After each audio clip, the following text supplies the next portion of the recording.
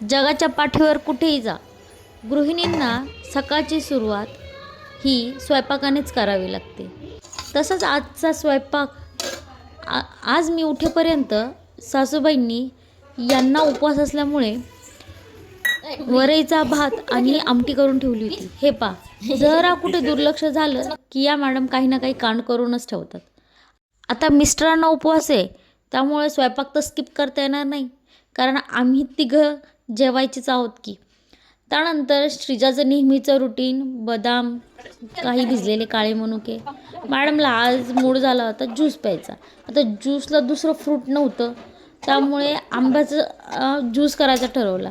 मी तिला तरी बोलली की मँगो ज्यूस म्हणजे आमरस असतो. तिने ऐकलं नाही. मग काय, तिने शेवटी मला करायलाच लावला. हे बघ, करेपर्यंत सुद्धा दम निघत नव्हता की नाही का, नेमकं मम्मा काय बनवते ते पहा. हातात दिलं की लगेच तोंड वाकडं. कसं आहे? मला नको, ज्यूसच आहे. मग एकदा आवडल्यानंतर काय, चाटून पुसून अंगावर सांडेपर्यंत खायचं. नंतर मग आमच्या इथे आलं होतं एक पार्सल, जे की मीच मागवलं होतं. तिची खिळणी इकडे तिकडे पडलेली असतात, मग एका ठिकाणी ठेवण्यासाठी मी ते पार्सल मागवलं होतं. नंतर मग रात्री मुगाची भाजी, राईस केला होता. सगळे झोपायला गेले तरी तिचं खेळणं चालूच होतं.